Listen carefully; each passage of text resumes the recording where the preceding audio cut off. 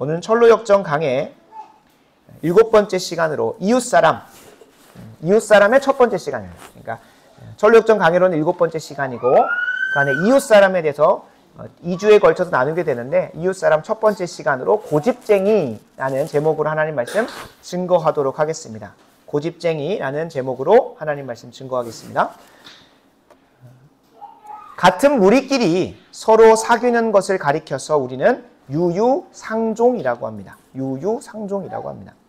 이는 사람이 자신의 취미나 취향, 가치관이 비슷한 사람들을 찾아 자연스럽게 무리를 짓는 습성을 잘 표현한 어구입니다. 이게 뭐 성경에 나오는 진리는 아니기 때문에 보통 많은 사람들이 자신의 취미나 취향이나 가치관이 맞는 사람들끼리 어느 곳에 내어놔도 뭐 하게 됩니까? 끼리끼리 모이게 되어 있다는 겁니다. 우리가 선택할 수 없는 것이 몇 가지 많습니다. 공동체를 선택할 때 뭐 가정도 저희가 택할 수가 없는 것이고 학교를 택할 수도 있는 것도 아니고 또 뭐 일터도 생각보다 우리 모두 다 대기업, 현대 뭐 이런 데 가고 싶습니다. 그러나 우리가 선택할 수 있는 선택사항이 상당히 제한됩니다. 하나님께서 허락하신 그 뜻 안에서. 그렇다고 한다면 그 선택할 수 없는 그 공동체에 들어가고 나서 그 이후에 관계를 맺고 공동체를 형성하는 것은 생각보다 같은 취향이나 취미 그리고 같은 가치관을 가지고 있는 사람들이 끼리끼리 모이게 되었습니다. 입사 동기를 하더라도 같이 함께 동호회 활동을 하더라도 그 안에서도 같은 취향끼리 같은 취미를 가진 사람끼리 더 친밀하게 지내는 것으로 발견되어집니다. 그리고 그 한 사람 한 사람, 내가 더 친밀히 교제하는 사람을 좀 살펴보면 내가 어떠한 사람인지 더 드러납니다. 그러니까 나는 이런 사람이야 라고 스스로 자칭하고 그냥 주관적인 생각을 표현할 수는 있습니다만 나를 더 잘 알려면 내가 어떠한 사람인지를 보여주는 시금석이고 거울이 되는 내가 어울리는 사람들을 보면 내가 누구인지가 조금 더 객관적이고 분명해집니다.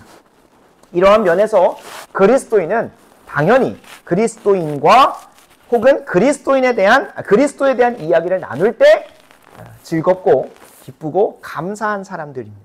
그러니까 내가 교제할 때 세상 사람과 세상 이야기를 할 때 너무나 즐겁고 하다 그러면 조금 돌아보셔야 되는 거예요. 유유상종이니까. 도리어 그리스도인들과 대화하고 그리스도에 대한 이야기를 나눌 때 내가 더 즐겁고 생기가 돌고 얼굴에 화색이 돈다. 그렇다고 한다면 내가 정말 누구인지를 더 분명하게 알게 된다는 겁니다. 제가 이제 그리스도인들하고만 이야기한다고 하니까 이제 세상 사람과 대화를 끊어버리고 혹은 그리스도에 대한 이야기를 할 때만 즐겁다고 하니까 성경 속에 있는 예수님에 대해서 뭐 선지자 직분, 제사장 직분 이런 신학적이고 교리적인 얘기만 할 때 막 즐겁다라고 말하는 것이 아닙니다. 도리어 최근 드라마를 봤던 것도 이야기해도 됩니다. 세상 돌아가는 이야기 나누지 말라는 것도 아닙니다. 그리스도에 대한 이야기를 나누라고 하니까 성경 속 예수님에 대한 이야기만 하라는 것도 절대 아닙니다. 지금도 살아계셔서 우리의 삶 가운데 강력하게 역사하고 계시는 하나님의 이야기를 나누는 것이 그리스도인들의 마땅한 대화라는 거예요. 우리가 세상 사람들처럼 일상을 살아가는 이야기 당연히 할 수 있습니다. 이번에 무엇을 할지 또 오늘 점심에 무엇을 먹지 그거 이야기 안 하라는 게 아니에요. 그러다가 혼자 밥 먹게 됩니다. 그러라는 게 아니라 그 대화 속에서도 하나님에 대한 이야기가 나올 때 즐겁고 또 하나님에 대한 이야기, 오늘 이번 주 살아냈던 그 말씀의 은혜들을 나눌 때 뭔가 기쁘고 즐거움이 생동해야 된다는 거예요. 그게 우리의 정체성을 분명히 드러내주는 객관적인 모습이라는 겁니다. 그러니까 우리가 회사에 가서도 세상 정욕과 세상 즐거움을 따라 사는 사람하고 더 잘 지내는 게 아니라 자연스럽게 우리가 그들과 막 분리되고 그들을 막 뭐 죄인자 싶으면서 완전히 척을 두라는 것이 아니라 자연스럽게 우리가 어디로 가게 돼 있다는 겁니까? 더 많은 시간, 더 많은 친밀함을 가지게 되는 사람들은 나하고 똑같은 취향과 취미, 아니 인생을 바라보는 목적과 방향이 같은 그리스도인들과 성경에 대한 이야기, 하나님에 대한 이야기를 나눌 때 가장 즐겁고 힘이 되고 능력이 되고 심지어는 위로가 된다는 것을 우리가 주목할 필요가 있습니다. 반대로 그리스도인과 대화하는 것은 부담스러워하고 그냥 그리스도인끼리 대화하는 걸 떠나서 앉아가지고 밥을 먹고 대화를 하는데 오늘 들은 말씀에 대한 은혜를 나누는 것이 부담스럽고 이번 한 주간 살아냈던 삶에 대한 이야기를 나누는 것이 뭔가 걱정스럽고 기도 제목을 부탁하는 것을 한 번도 해본 적이 없다면 여러분 그건 분명 문제가 있는 것입니다. 근원적으로 삶의 방향 자체가 문제가 있는 것은 아니지만 분명히 오히려 하나님에 대한 이야기보다 세상 이야기할 때 막 신나고 혹은 뭐 그런 이야기들로만 아무리 막 그리스도에 대한 이야기를 막 몰고 가려고 해도 혼자서 막 계속 그 세상 이야기만 계속 하려고 한다면 여러분 이건 분명 문제가 있는 것입니다. 분명 문제가 있는 거예요. 우리가 걸어가고 있는 그리스도인의 길이 무엇입니까? 이 세상의 정욕, 즐거움은 뒤로 하고 이전의 삶의 방식은 내려놓고 새로운 삶의 방식을 택한 사람들이 그리스도인들이고 또 그것들을 함께 살아가는 동역자들을 만날 때 기쁘고 즐거운 것이기 때문에 우리가 교제하는 사람들의 대화의 내용, 친밀도를 한번 보면 내가 정말 누구인지 유유상종이라고 하는 세상의 지혜 안에서도 보면 분명히 드러난다는 것입니다. 그냥 교회만 다닌다 정도가 아니라 정말 우리가 그리스도인이라는 정체성을 가지기 위해서는 우리의 대화나 삶의 모습이 분명히 세상과는 구별되어지고 구분되어지는 것들이 필요해요. 우리가 교회 다닌다고 말할 수는 있습니다. 저 교회 다녀요 라고 말하는 경우는 많이 들어봤죠. 저는 그리스도인입니다 라고 세상 사람들 앞에서 좀 정체성을 밝힌 적은 모르겠습니다. 좀 익숙하지는 않은 것 같아요. 실제로 사도행전 11장 26절에 보면 사도 바울이 복음을 전하여서 교회를 다니기 시작한 이제 신앙생활을 시작한 사람들이 그냥 계속 그냥 그리스도인이라는 것으로 불리지 않았습니다.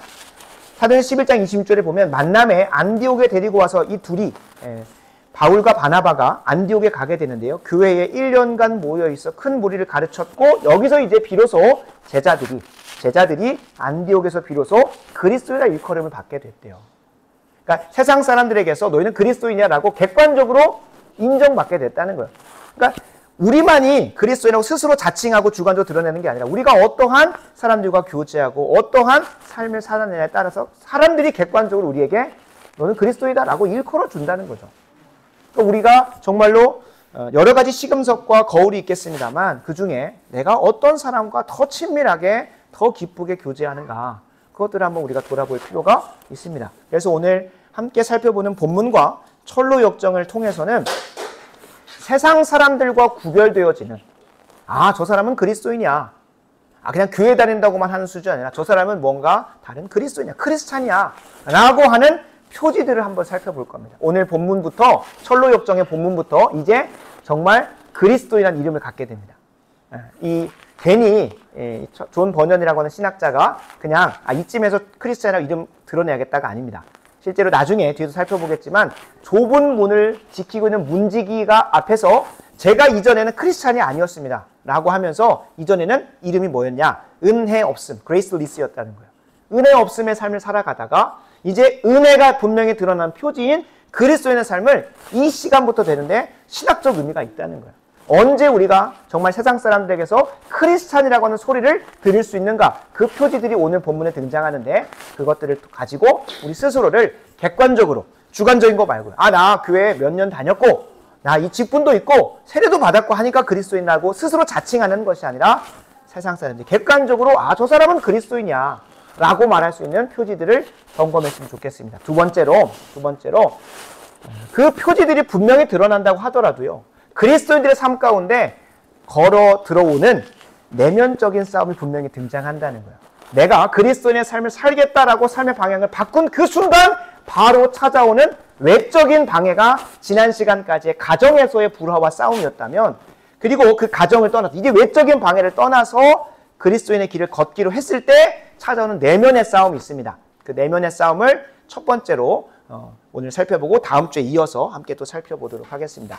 그래서 이 내면의 싸움이 있는 것이 너무나 건강한 것이다 라는 것들을 오늘 확증하시고 나아가는 시간 되길 간절히 소원합니다. 그러나 우리가 이 그리스도인의 표지를 점검한다. 이거는 그리스도인이라면 당연히 찾아와야 되는 것이다 라는 것들을 하나하나 확인할 때에 여러분들에게 그리고 우리에게 나 이제 천국 갈 수 있겠구나 라는 것에 대한 확증은 두 번째였으면 좋겠습니다.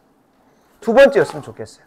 한국 교회 안에서 그리고 우리가 그리스도인의 신앙생활을 하다 보면 이 내가 구원 받았냐 안 받았냐에 대한 사실을 확인하는 것에 너무나 포커싱이 돼 있다 보니까 이 구원을 우리에게 허락하신 진짜 목적을 다 까먹어 버릴 때가 있다는 거예요.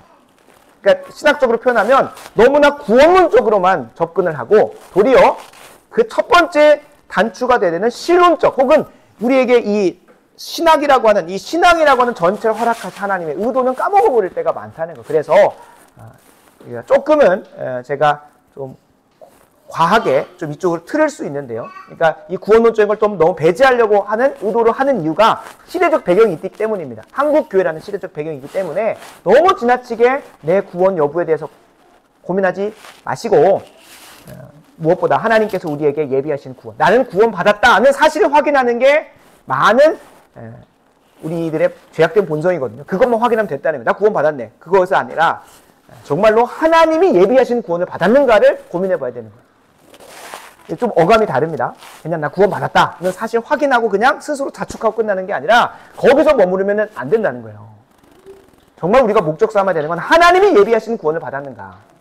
하나님이 예비하신 구원. 다른 말로 이 구원의 목적대로 부합하는 삶으로 나아가고 있는지를 확인하는 거죠. 그렇게 되면 나 구원 받았네 안 받았네. 그것 가지고 고민 안 합니다. 이미 내 삶 가운데 드러나는 너무나 확실한 표징이 있기 때문에 두렵지 않습니다. 지금도 천국을 누리고 있기 때문에, 지금도 구원받은 열매들이 풍성하게 맛보아지고 있기 때문에, 아니 뭐 죽음 이후에 뭐 이 천국 지옥 그거는 신경을 안 써요. 실제로 성경에 95% 이상이 다 이 땅에서 어떻게 살아야 될지에 대한 삶이에요. 이 땅에서 저 천국의 삶이 예비되고 확증되고 확신되어진 사람이 어떤 삶의 퍼포먼스가 열매가 맺어지는지를 기록하고 있다니까요. 실제로 예수님께서 오셔서도 묵시에 대해서, 그리고 요한계시록도 실제로 마지막 날 혹은 죽음 이후에 주님의 재림 이후에 알 수 없는 미래의 영역에 대해서는 한 3장 4장밖에 기록을 안 해놓습니다. 계시록이 마치 그 예수님 오시고 나서 펼쳐질 그런 상황처럼 보여지겠지만, 이게 역사를 거듭할수록 교회가 승리해가는 그 여정들을 역사 속에서 어떻게 드러나는지를 보여주는 거예요. 역사 속에서, 우리의 인류 역사 속에서. 그래서 우리가 오늘의 삶, 정말로 하나님께서 나에게 구원을 허락하신 목적대로 내가 살아가고 있는지를 점검하는, 그게 진짜 우리의 목적이 되어야 됩니다. 아시겠죠? 그래서 이걸 주목하면서 이제 본격적으로 그리스도인이 되어서 그 길을 나서는 여정이 있습니다. 또 한 가지 기억해야 될 거. 빌립보서 1장에 나오는 것처럼 우리 안에 착한 일을 시작하신 이가 그리스도 예수의 날까지 끝까지 이루어 가시고 우리 확신해야 됩니다.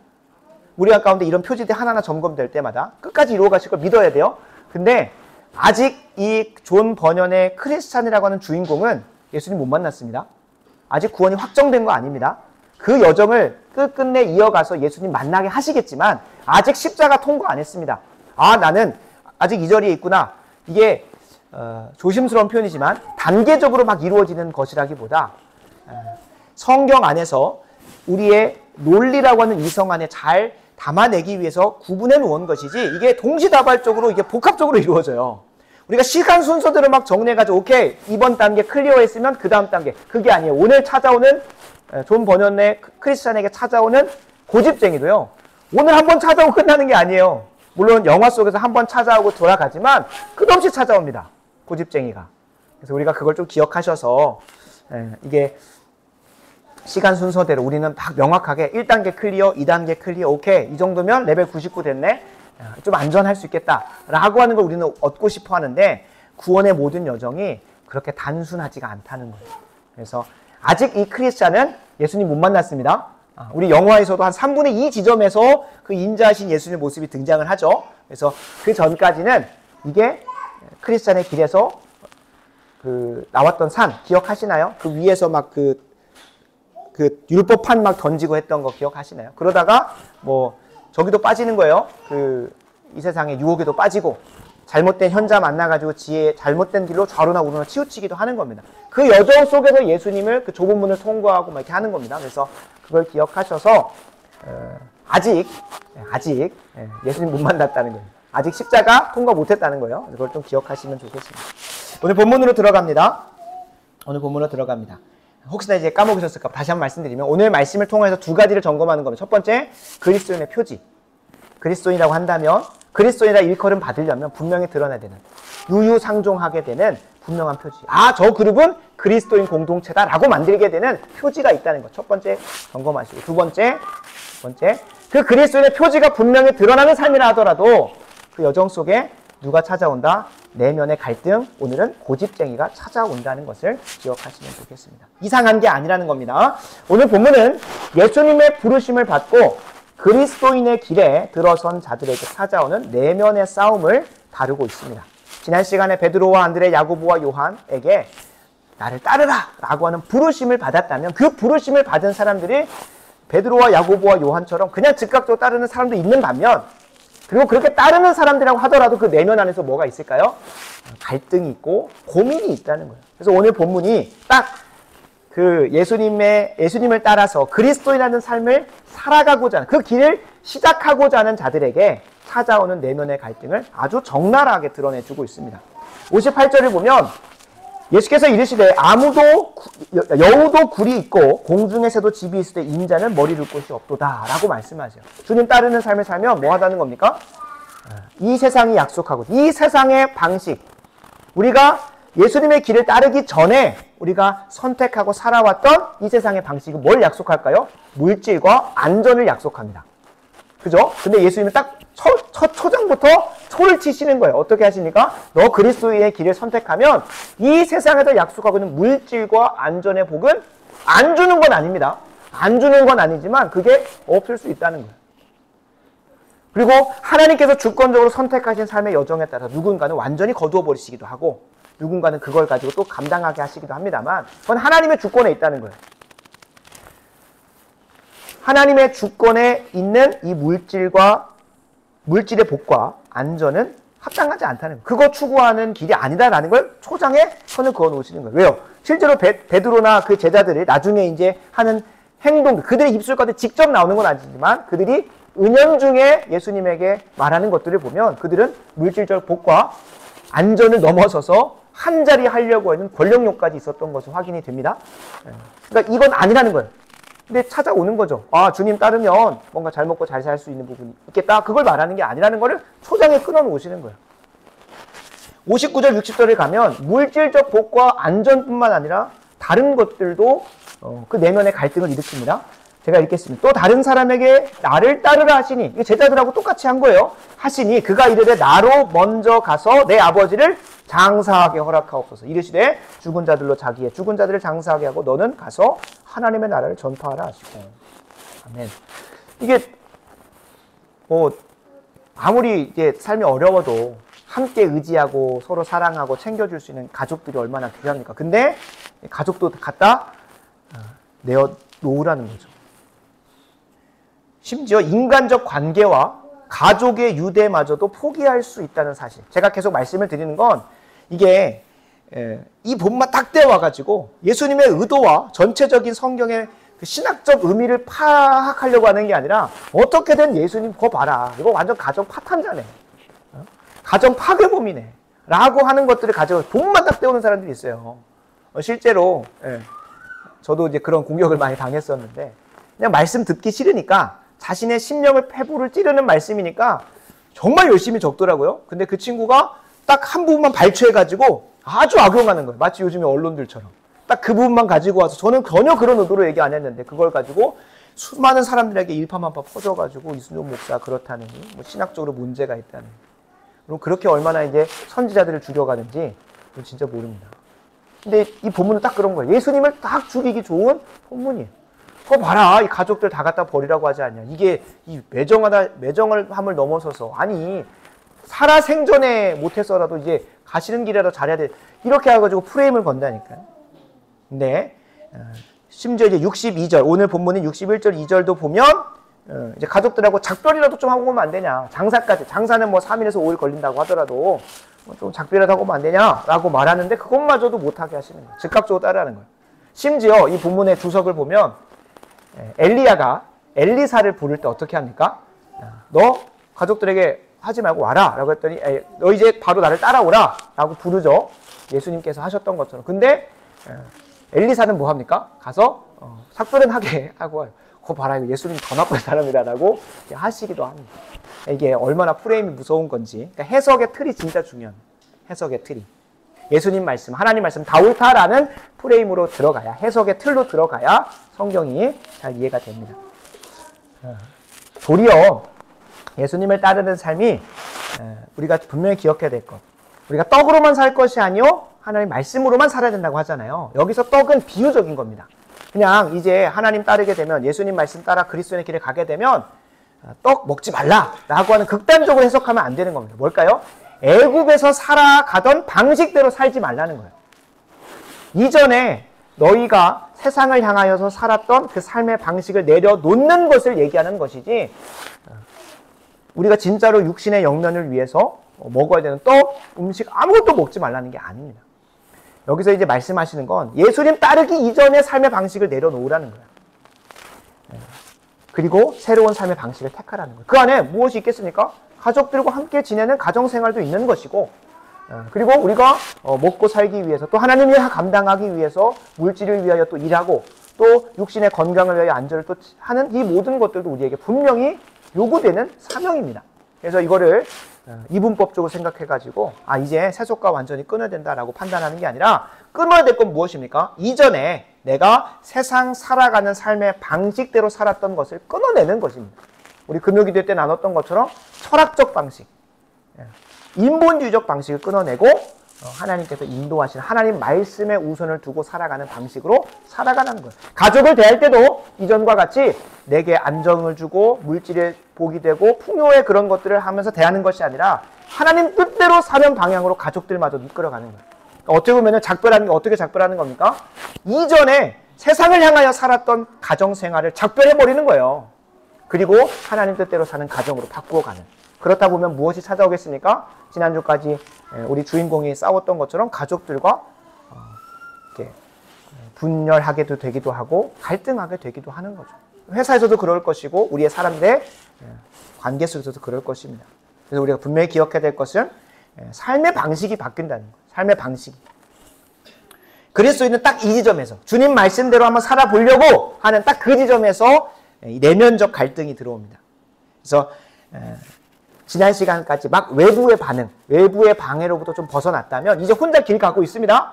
근데 그때 누가 두 명이 찾아오냐면 오늘 이 챕터 6번째 주보 2면에 보시면 그 남자가 가족을 떠나갈 때 이웃 사람들도 그 남자가 달려가는 것을 보기 위해 나왔습니다. 그때 어떤 이들은 조롱하고 어떤 이들은 위협했고 돌아오고 소리치는데 중요한 건 그 가운데 누가? 두 사람이. 이들이 이웃이거든요. 크리스찬이 이 두 번째 단락에 보시면 이웃이여 라고 하는 것처럼 그들은 크리스찬의 이웃입니다.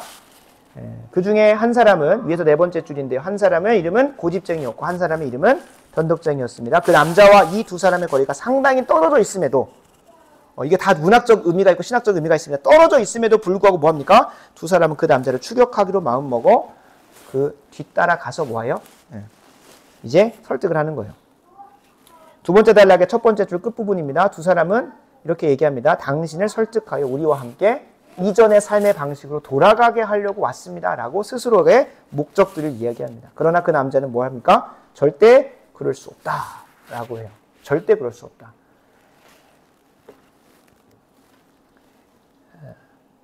마치 우리가 일상생활 속에서 마치 이제부터 나는 공부를 열심히 하겠다.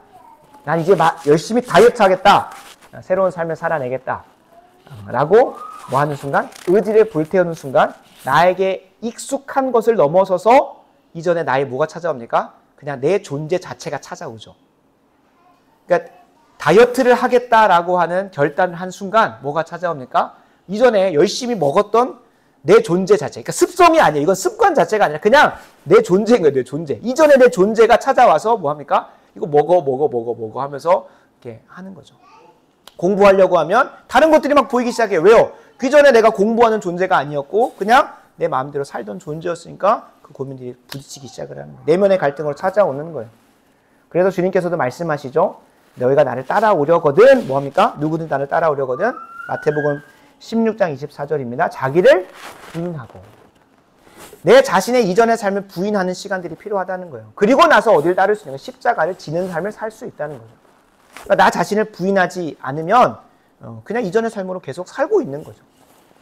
그래서 오늘 딱 그 본문이 자기 자신을 부인하는 장면인 거예요.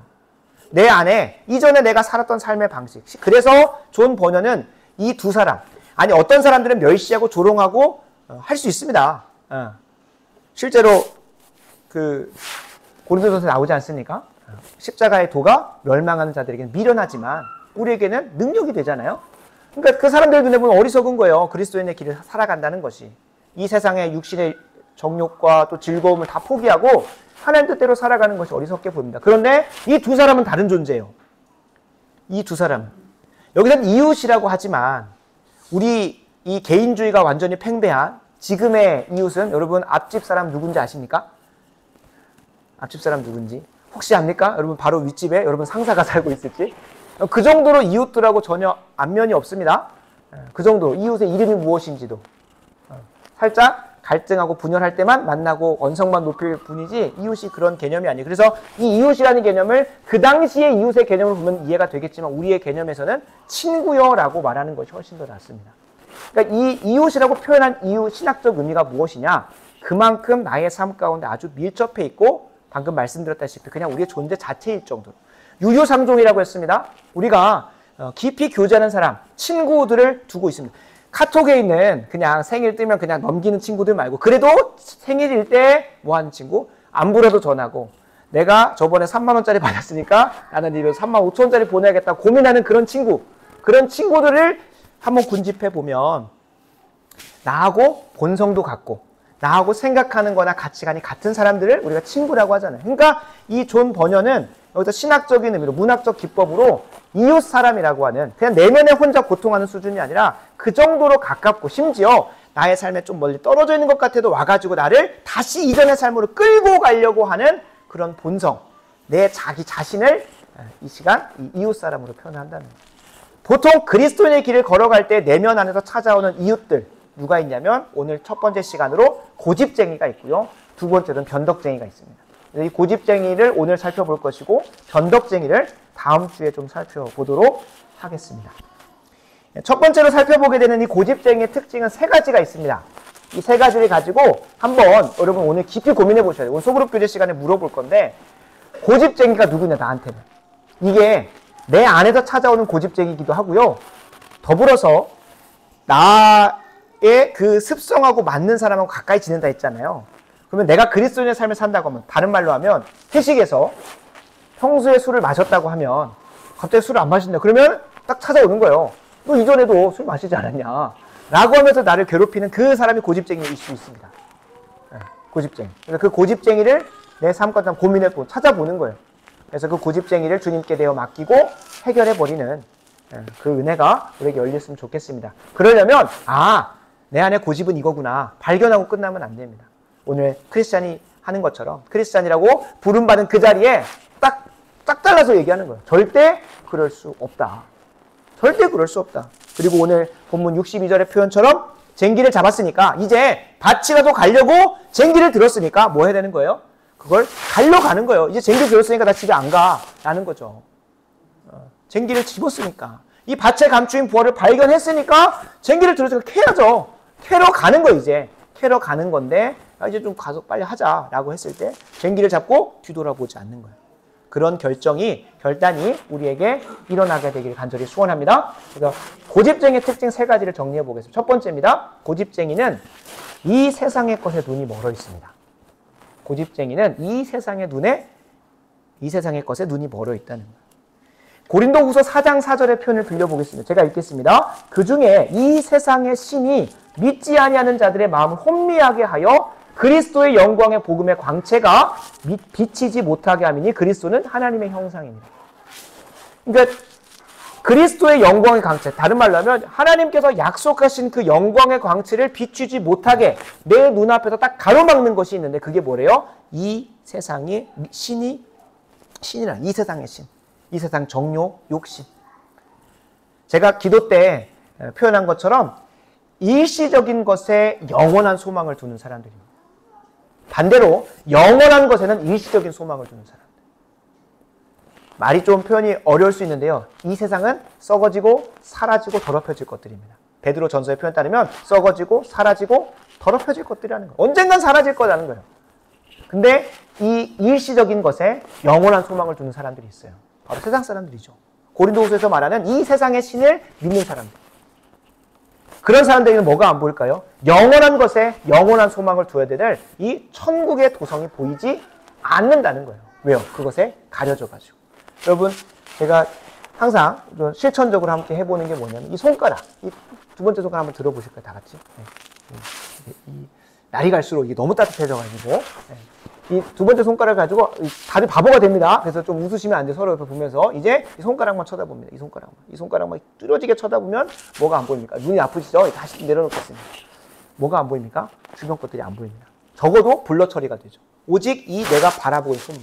그러니까 이 세상의 것에 온전히 고집을 부리면서 주목하고 있으면 무엇이 안 보이겠습니까? 저 천국의 영원한 것이 보이지 않는 거죠. 일시적인 것, 이게 전부다라고 생각하고 이것에 영원한 소망을 두며 사는 것이 고집쟁이의 특징이라는 거예요. 이것이 외부적인 한 내 친구가 됐든 그 친구를 통해서 내 스스로를 보게 된 내 안에 있는 고집이 됐든. 그래서 이 고집쟁이는 이 세상의 것에 눈이 멀어져 있다라는 특징이 있습니다. 두 번째 특징이 있습니다. 자신이 이미 가지고 있는 이상향, 내가 원하는 그 세상을 이 땅의 현실에 맞지 않는다 생각한다면 다른 사람들을 환상적인 것에 빠져 있다고 합니다. 그러니까 다른 사람들의 것에 대해서 내가 가지고 있는 이상향에 부합하지 않으면 다른 사람들을 바보 취급한다는 거예요. 다른 사람 바보 취급. 아니 그런 세상이 어디 있어? 이 고집쟁이한테 있어서는 이 세상에 있는 즐거움과 향락이 전부이기 때문에 마치 크리스찬이 어떤 한 책, 바로 성경이라는 책 하나 가지고 이게 진짜야 라고 하면서 자신의 가족을 내팽개치고 안정되고 평안한 삶을 내팽개치고 선택하는 그 순례자의 길을 보면서 뭐라고 생각합니까? 저 환상에 빠져. 저 바보 같고 어리석은 사람. 이라고 하는 거예요. 실제로 우리가 함께 읽은 이 단락 세 번째 단락의 네 번째 줄을 보면 크리스찬이 이렇게 얘기합니다. 나는 썩지 않고 더럽지 않고 쇠하지 아니하는 기업을 찾고 있습니다. 이것은 천국에 안전하게 쌓여 있으며 정한 시기가 오면 부지런히 찾는 자들에게 주어질 겁니다. 이때 딱 합니다. 책 읽어보라고 하거든요. 고집쟁이한테. 야 여기 다 나와 있거든. 한번 봐봐. 근데 자기가 읽은 책, 자기가 살아왔던 삶은 이 책하고 전혀 딴판인 거예요. 아니 소설책 같은 소리 하지 말라는 거죠. 당신의 책을 집어치우십시오. 당신이랑 대화가 안 통하면 우리는 돌아가겠습니다. 라고 얘기하는 거예요. 그리고 마지막 줄 나옵니다. 나는 이렇게 환상적인 것에 빠져 있는 자들. 마르크스가 얘기한 거랑 비슷하죠. 종교는 민중의 아편이다. 이 세상의 현실을 마주하지 못하게 만들고 뭔가 저 이상향 천국만 바라보면서 사는 사람들이다. 라고 말했던 말이 딱 나온 거죠. 이렇게 환상적인 것에 빠져 있는. 너무 로맨티스트다. 라고 얘기를 하는 거죠. 그렇게 하면서 함께 할 수 없다고 도락하는 겁니다. 실제로 고린도전서 1장 18절 똑같이 얘기합니다. 십자가의 도가 멸망하는 자들에게는 미련한 것이지만 구원을 받는 우리에게는 저 천국의 도성이 분명하게 보이는 자들에게는 하나님의 뭐가 됩니까? 능력이 되는 거예요. 십자가의 길을 걸어가는 게 진짜 능력이 된다는 것을 우리는 알기 때문에 가는 거예요. 이 고집쟁이도 한 고집하지만 크리스찬도 한 고집하는 겁니다. 하나님 나라에 대한 한 고집하는 거예요. 그래서 우리는 외골수적인 사람들이 좀 많습니다. 정말 진짜 크리스찬들은 이게 너무나 확실하고 옳기 때문에 타협이 안 됩니다. 그래서 조금 고집쟁이처럼 보여요. 근데 엄밀한 의미에서 고집쟁이가 아니라 확신자인 거죠. 확진자가 아니라 확신자. 저 천국에 대한 확실함이 있기 때문에 아니 이 사람들이 뭐라고 말하든 전혀 개의치 않는 거죠. 세 번째입니다. 이 고집쟁이의 특징 세 번째는 급하게 화를 내는 성품이 있습니다. 제가 이제 좀 웃으면서 하는 거는 저도 급하게 화를 많이 내는데 이 세 가지 특징이 동시에 드러나는 거예요. 세 가지 특징이. 대표적인 성경 인물 누가 있겠습니까? 딱 떠오르는 사람이 베드로죠. 베드로. 마태복음 16장 22절에 주님께서 분명히 말씀하십니다. 바로 그 앞에서는 칭찬하시거든요. 세상 사람들은 나를 뭐라고 하느냐 하실 때 더러는 엘리야요, 더러는 뭐 요한이요, 더러는 뭐 이게 메시아다라고 얘기합니다라고 했을 때 그러면 너희는 뭐라고 생각하냐라고 했을 때 아주 베드로가 정말 멋지게 얘기합니다. 저는 그리스도시요 살아계신 하나님의 아들이십니다. 그래서 엄청 칭찬을 받죠. 뭐라고 칭찬을 받을까요? 네 고백 위에 베드로라는 이름 위에가 아니라 너의 그 신앙 고백 위에 내가 교회를 세울 거다. 맞죠? 그거는 베드로가 혼자 고백하는 게 아니라 주님께서 또 말씀하시죠. 이 고백을 하게 하시는 네가 아니라 누구다?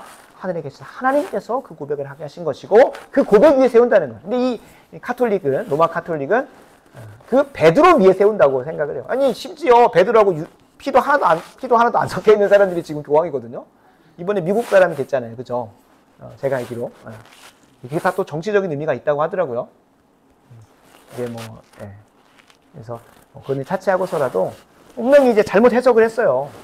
그 베드로 위에 세운다는 게 아닌데 베드로가 고백한 그 고백 위에 세운다는 거죠. 그래서 우리가 어저께 설립 예배, 재개청 예배 할 때도 가장 첫 번째로 한 게 무엇입니까? 그 예배자로 부르신 부름에 대하여 우리가 반응하면서 이제 이 좋은 교회가 세워진, 그리고 이 땅에 있는 모든 교회가 털을 잡고 있는 무엇을 고백합니까? 신앙을 고백하는 거예요.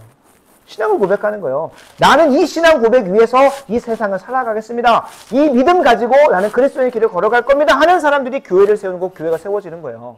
그 신앙의 고백이 없으면 교회가 아닙니다.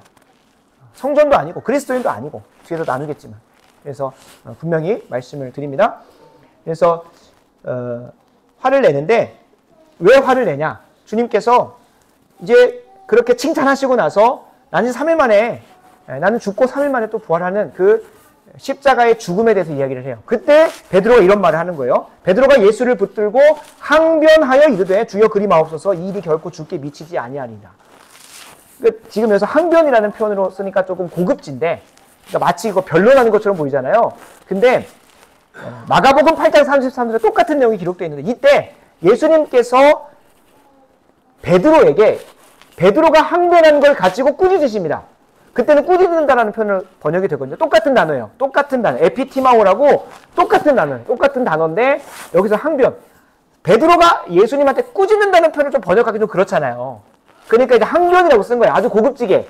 근데 대든 거죠. 대든 것이고, 심지어는 이 원어상의 의미를 살피면 꾸짖는 거예요. 아니 예수님 지금 장난하십니까? 라고 하면서 꾸짖고 있는 거예요. 예수님. 이거 아주 버르장머리 없는 거죠. 예수님한테 화를 내고 있는 거예요. 예수님한테 화를. 그러니까 지금 본인의 고집이 있어요. 예수님 절대 죽으면 안 되는 거거든요. 왜요? 본인은 바로 당장 예수님 우편에 앉거나 예수님이 한 자리에 하셨을 때 내가 그 자리에 있어야 되거든요. 그러니까 자신의 고집, 이 세상에 머물러 있는 그 욕심의 비중을 예수님 그러시면 안 되거든요. 죽으시면 안 되는 거예요. 그러니까 고집을 부리면서 화를 내버리는 거예요. 자신의 수와 틀리니까. 보통 우리가 화를 낼 때 그렇죠. 내가 생각하고 내가 하려고 했던 것에서 어긋날 때, 상황이 안 될 때, 혹은 나하고 뜻이 안 맞을 때 화가 나는 거거든요.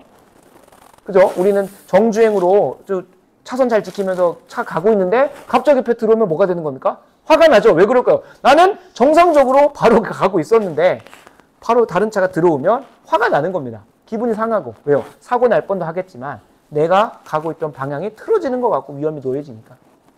똑같은 겁니다. 고집쟁이들은 화를 냅니다. 잘 냅니다. 그런 성품을 가지고 있다는 거예요.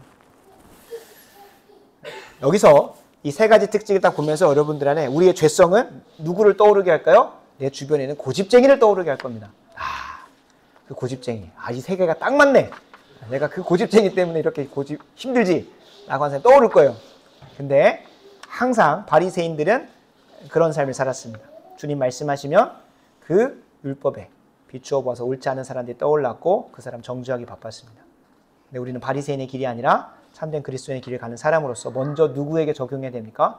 내가 그 고집쟁이고 내 내면 안에 있는 이웃처럼, 친구처럼 나를 유유상종하게 만드는 그 무리에 있는 고집이 무엇인가? 내 안에. 그래서 구체적으로 물어보셔야 되는 거예요. 특별히 시금석 하나를 더 드리겠습니다. 내 안에 있는 고집쟁이를 분별하는, 어떤 말씀을 들을 때는 너무나 적극적으로 순종해요. 어떤 말씀에 대해서는 너무나 잘 순종이 된다니까요. 그러나 그 말씀만 들으면 기분이 나쁘고 내가 이런 사람이 아닌데 화를 불쑥불쑥 내면서 그 말씀에는 순종하고 싶지 않은 수많은 핑계와 변명을 대면서 이전의 삶을 그대로 고집하고 있는 부분이 있다면 여러분 그것을 축출하셔야 되는 거예요. 정말 실천적으로 말씀드리는 겁니다. 여러분 안에 고집쟁이를 찾으십시오. 이거 너무나 추상적이죠? 근데 실제적으로 내가 말씀을 들을 때에 저 말씀은 맞지. 저 말씀은 내가 잘 살아내고 있기 때문에 잘 들리는 거예요. 반대로 내가 살아내지 못하고 이 세상의 신의 눈이 가리워져서 절대적으로 순종하지 않고, 심지어 누구처럼? 베드로처럼 주님 그러시면 안 돼요 가 아니라 항변하는 수준이 아니라 꾸짖고 있는, 예수님 지금 장난하십니까? 라고 하는 그 수준의 것이 있다면 그것이 고집쟁이라는 거예요. 그리고 그걸 하나님 앞에 갖다 드려야 된다는 거예요. 그 앞에서 이 본문의 크리스찬은 그 고집쟁이의 유혹, 그리고 변덕쟁이도 쉽게 끊어내거든요. 이 고집쟁이를 끊어내는 그 시점에서 그의 이름이 등장을 합니다. 세 번째 단락의 세 번째 줄입니다. 지금까지 계속 얘기했습니다. 그러나 그는 남자일 뿐이에요. 한 남자. 좀 대한민국 상황 속에서 한 남자라는 표현 조금 조심스러운데, 나중에 등장하는 본인의 스스로의 이름을 보면 은혜 없음이었던 거예요. 은혜 없음. 근데 이제 은혜가 있고 그리스도인의 삶을 시작할 때 세 번째 줄 등장합니다. 그 남자의 이름은 크리스천이었다. 이때서야 비로소 번연은 그리고 전체적인 신학적 의미 안에서 크리스천이라고 선포하게 한다는 거예요. 이전의 삶을 끊어내고 구원이 확정되었다라는 것에서 그리스도인이 아니라 그리스도인이라고 한다. 안디옥에 있었던 사람들이 저 사람들은 그리스도인이야 라고 얘기하는 표지가 드러나는데 지금까지의 소설이 실제적으로 한두 장밖에 안 됩니다. 저희가 6주, 7주에 걸쳐서 살펴봤지만 보시면 한두 장밖에 안 돼요. 너무 이제 세분화를 했기 때문에. 근데 지금까지의 여정들을 종합해서 세 가지로 그리스도인의 표지를 정리할 수 있습니다. 오늘 본문에서 딱 절대 그럴 수 없소. 나는 절대 돌아가지 않겠소. 나는 이 길 갈 것이오. 라고 하는 그 고백과 동시에 크리스찬이라는 이름을 붙여진다는 거예요. 그래서 세 가지 표지를 점검하고 오늘 말씀은 마무리할 수 있도록 하겠습니다. 그리스도인이라고 불림받게 되는 첫 번째 표지는 그리스도인으로서 천성을 향해 가는 순례의 길을 출발하기 전에 내가 얼마나 비참한 존재인지 각성한 사람이 그리스도인이라는 겁니다. 천성을 향해 가는 그 여정을 시작하는 데 있어서 그 첫 출발점이 무엇이었습니까? 각성이에요, 각성. 여러분, 계속 반복된다라고 생각을 할 수 있는데요. 이거를 하나님이 우리가 각성이라는 것을 깊게 씨름하지 않았기 때문에 반복적으로 들려주신다는 것으로도 들으셔야 돼요. 거듭 강조하고 반복하신다는 거. 저도 그 선배 목사님들이 해놨던 설교를 듣고 또 해설집도 보고 신학적 의미도 저도 고민해보고 하면서 준비할 때 아니 왜 앞에서 했던 걸 계속 이렇게 똑같은 말을 계속 하지? 라는 생각이 들려요. 물론 저는 이제 앞선 것부터 해서 전체적인 맥락을 보면서 준비하기 때문에 계속 반복된다라고 생각할 수 있고 성도님들 입장에서는 지난주 것이 기억이 안 나서 그냥 뭐 새롭다라고 볼 수 있는데 그만큼 우리의 연약함을 알고 하나님께서 계속 강조하시고 계속 들려주신다는 건 뭡니까? 씨름해보라는 거예요. 씨름해보라는 거예요. 그래서 이 첫 번째 특징은 각성이에요. 각성. 이 천성을 향해 가는 길에 있어서 그러니까 그리스도인이라고 하는 이것은 엄밀한 의미에서 제가 좀 용어를 좀 구분해 봤을 때 성도하고는 좀 구분되는 것 같아요. 성도라고 하는 건 구원이 확정되어서 그 여정에 있는 사람들을 보통 성도라고 하는 거죠. 지금도 더 첨예하게 좀 고민을 해야 됩니다만 그리스도인은 나는 그리스도인이야 라고 하면 나는 천국 가는 인생이야가 아니라 성경과 안디옥에서 쓰여졌던 거 그리고 신학자들이 정리한 용어 안에서는 이 세 가지 표지로 보면 구원이 확정되었다는 표현으로서 성도가 아니라 그리스도인은 이 세 가지 하나님 첫 번째 내가 얼마나 비참한 존재를 각성했다는 것 그리고 두 번째로 영원한 기업 이 땅의 삶에 소망을 두는 것이 아니라 영원한 기업 저 천성을 인생의 목표로 살면서 이 세상의 즐거움을 포기한 사람들 이 세상의 즐거움을 포기한 사람들이 이제 그리스도인이라고 말할 수 있는 거죠. 크리스찬이. 적어도 여러분 이 크리스찬이 그 순례의 길을 시작할 때 있어서 저 천성이 다 보이지 않았습니다. 다 보이지 않았어요. 좁은 문도 안 보였어요. 중간 과정에 있는. 근데 뭘 보면서 갑니까? 희미하지만 분명한 빛. 그리고 이 크리스찬에게 그 여정을 가게 만들었던 가장 큰 동인이 있었다면 무엇일까요?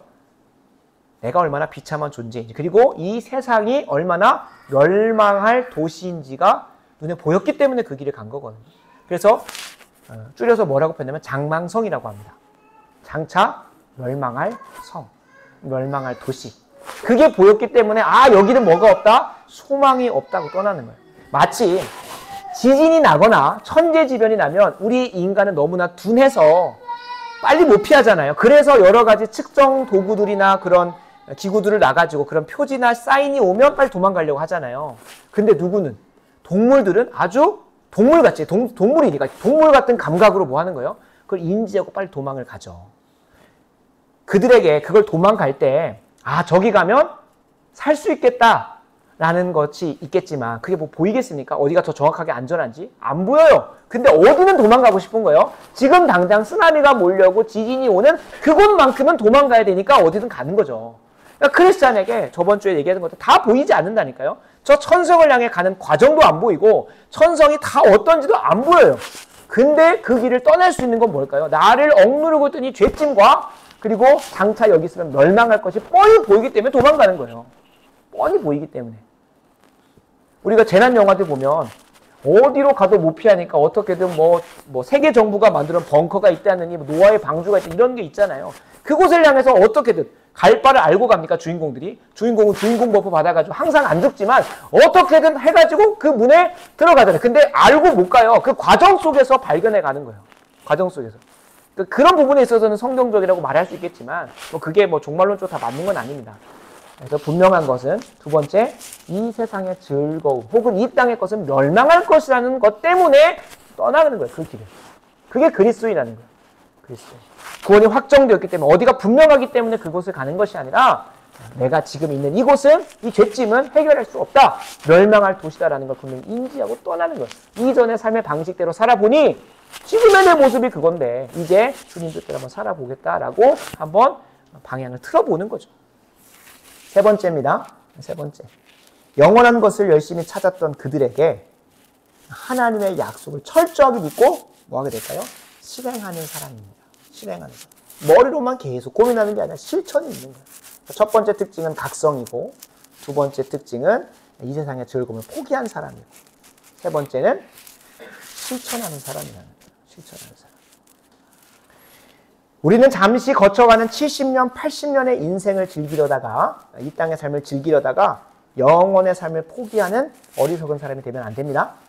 말씀드립니다. 어떤 한 성공의 신부가 그런 말을 했습니다. 우리는 육신의 경험을 잠깐 하는 영적인 존재지 영적인 경험을 잠깐 하는 육적인 존재가 아니라고 얘기를 해요. 오늘 조금 표현이 앞에서 일시적인 소망, 영원한 소망 이렇게 표현이 여러 가지 좀 어려운데 한번 깊이 묵상을 해보시면 그 한 문장 안에 참 인생의 지혜 혹은 성경의 진리가 파편적으로도 들어있는 걸 확인할 수 있습니다. 우리는 영적인 경험을 잠깐 하는 육적인 존재가 아니라요. 육신의 경험을 잠깐 하는 영적인 존재라는 걸 우리가 분명히 기억해야 되는 거예요. 우리가 평상시에 살아가다 보면 영적인 경험이라고 하나님과의 친밀한 교제, 하나님께서 예비하신 복을 누리는 그런 즐거움의 시간들을 잠깐 한다 생각하잖아요. 근데 우리의 존재 자체가 영원히 죽지 않은 영원한 존재거든요. 심지어 누구도 장차 지옥에 들어갈 자들도 영벌 속에 들어갈 자들이기 때문에 영원한 존재입니다. 모두가 다. 근데 그 영원한 존재가 잠깐 살아요. 어디에? 육신을 입고 7, 80년 정도 살아요. 길어야 100년 살아요. 근데 여기에서 조금 즐기고 조금 더 누리려다가 뭘 포기해버립니까? 영원한 삶을 포기해버리면 그것만큼 어리석은 사람이 없다는 거예요. 적어도 여러분 우리들의 7, 80년 인생 사는 데 있어서 기회가 여러 번 있어요. 영혼의 삶에 대한 기회가 많다는 게 아니라 쿠팡을 사도 환불도 해도 되고 반품도 해도 되고 다른 물품 사도 되고 에이 그냥 이번에는 잘못 샀지만 그냥 써야겠다고 쓸 수 있는 거예요. 그러니까 계속해서 기회는 여러 번 있을 수 있어요. 7, 80년 인생 안에서. 근데 그리고 심지어 재수, 재수, 삼수 나이 상관없이 40대도 50대 다 볼 수 있잖아요. 인생에 있어서는, 이 땅에 있어서는. 근데 여러분 무엇은? 이 영원한 삶에 있어서 단 한 번의 기회밖에 없어요. 이 70년, 80년의 인생까지 어떻게 살았는지에 따라서 영원의 삶이 정해진다니까요.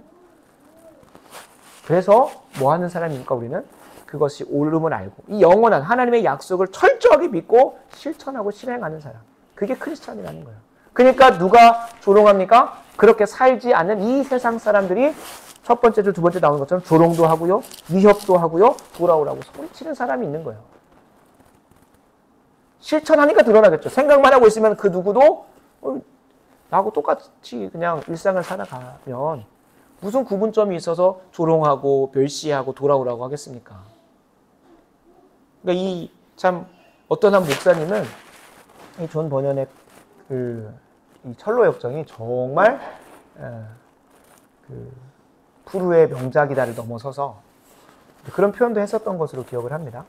그러니까 이 땅에 썩어지고 사라지고 더럽혀질 것들이 꽤 많은데 적어도 저 천국에 가면 성경은 있겠죠. 하나님 말씀이니까.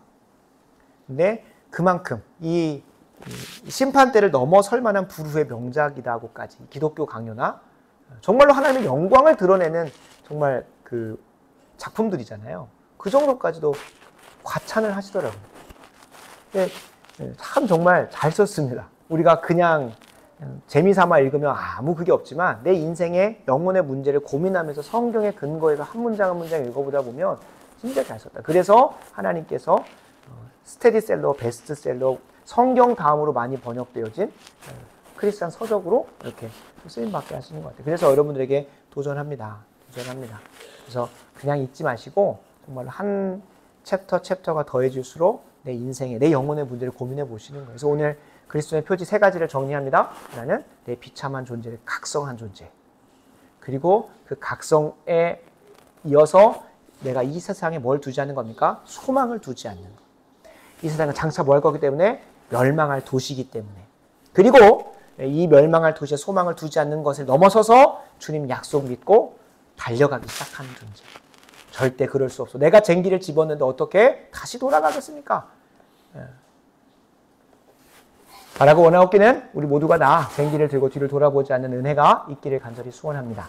말씀을 마무리합니다. 크리스찬은 각성과 조명을 통해 하나님의 약속대로 실천하는 사람입니다. 딱 정리됐습니다. 각성과 조명을 통해, 각성과 이 세상에 대한 조명을 통해 하나님의 약속대로 실천하는 사람이 크리스찬이라는 거예요. 오늘 본문의 표현을 빌려보면 손에 쟁기를 잡고 밭에 감추인 보화를 캐기로 했다면 뭐 하지 않는 겁니까? 뒤를 돌아보지 않는 거예요. 왜요? 뒤에는 내 앞에 있는 그 보화보다 수준 떨어지는 수준, 비교할 수 없는 멸망의 도시만 가득 차 있기 때문에 우리는 뒤를 돌아보지 않는 겁니다. 누구처럼 소금 기둥이 되면 안 되겠습니까? 롯의 아내처럼 소금 기둥이 되는 일은 없어야 될 겁니다. 아무리 고집쟁이가 찾아와서 우리가 환상에 빠져 산다고 멸시하고 조롱해도 흔들려서는 안 됩니다. 흔들릴지언정 다시 이전의 삶으로 돌아가지 않아야 됩니다. 그것이 그리스도인이라 불릴 수 있는 자들입니다. 그리고 그럴 수가 없습니다.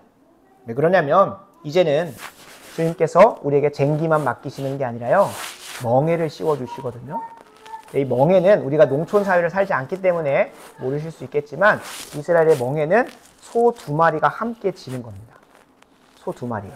그래서 이스라엘 백성들에게 이 농촌 혹은 이 소의 멍에 비유를 하실 때는 둘이 같이 해요. 결혼도 멍에를 지는 거거든요. 함께. 고린도후서에서도 세상 사람과 멍에를 같이 지지 말라고 하는 이유는 이게 묶여져 있지만 양쪽의 소가 세상을 향하는 방식으로 가려고 하고 하나님의 뜻대로 살고자 하는 방식으로 가면 어떻게 되겠습니까? 앞으로 못 갑니다. 계속 힘든 거예요. 그리고 심지어 어떻게 됩니까? 만약에 내가 하나님 향해 가려다 보면 혼자 가면 그냥 가면 돼요.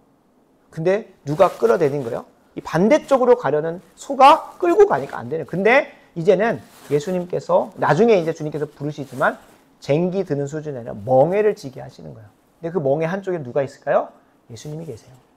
예수님과 함께 그곳으로 향하게 하시는 거예요. 그러니까 내가 혼자 끄는 게 아닙니다. 내가 혼자 저 천국의 보화의 여정을 향해서 가는 게 아니라 그 모든 여정 주님께서 때를 따라 돕는 은혜로 전도자도 보내시고 지혜자도 보내시고 하면서 계속 가게 하시는 거예요. 그래서 우리가 뭐 할 수가 없는 겁니까? 돌이킬 수 없는. 아직 멍에는 안 졌기 때문에 오늘의 이 크리스찬의 입장에서 우리를 바라본다면 뭐 할 수가 없는 겁니까? 저것이 분명하게 보이진 않더라도 당장 이곳에 있으면 내가 뭐 하기 때문에 멸망할 것이 뻔히 보이기 때문에 다시 그 길로 돌아갈 수가 없는 겁니다. 저와 여러분들에게 그 은혜가 있기를 간절히 축원합니다. 내가 딛고 있는 이 세상이 장차 멸망할 도시라는 것을 확신하는 은혜가, 그래서 이전의 것으로 돌아가지 않고 하나님의 삶의 방식을 택하여 쟁기를 가지고 보화를 캐내야 되는 그 은혜가 우리 모두에게 있어지기를 간절히 소원합니다. 기도하겠습니다. 아버지 하나님 감사합니다. 오늘 우리에게 한 주, 아니 일평생 붙들고 살아갈 말씀을 허락하여 주심에 감사드립니다. 우리를 각성하시고 조명하시사 그리스도인의 길에 세워주신 것 참으로 감사드립니다. 우리를 그 길에서 넘어뜨리고 떨어뜨리려 하는 고집쟁이를 분별하게 하시고 싸워 승리하게 하여 주시옵소서. 그리하여 세상 사람들에게도 그리스도인이라 객관적으로 확실하게 일컬음 받을 만한 삶이 우리의 삶 가운데 맺어지게 하여 주시옵소서. 이를 통해 우리의 삶 속에 하나님의 이름이 거룩히 여김 받으시고 하나님의 나라가 임하옵시고 뜻이 하늘에서 이루어진 것 같이 우리가 내딛는 모든 땅에서도 이루어지게 하여 주시옵소서. 필요한 것을 채워주시는 일용할 양식을 허락하여 주시옵고 우리가 우리에게 죄 지은 자를 사하여 준 것과 같이 우리들을 사하여 주시고 우리를 시험에 들게 하지 마시며 다만 악에서 구하여 주시옵소서. 나라와 권세와 영광의 아버지께 있사옴을 믿사오며 예수님의 이름으로 간절히 기도합니다. 아멘. 아멘.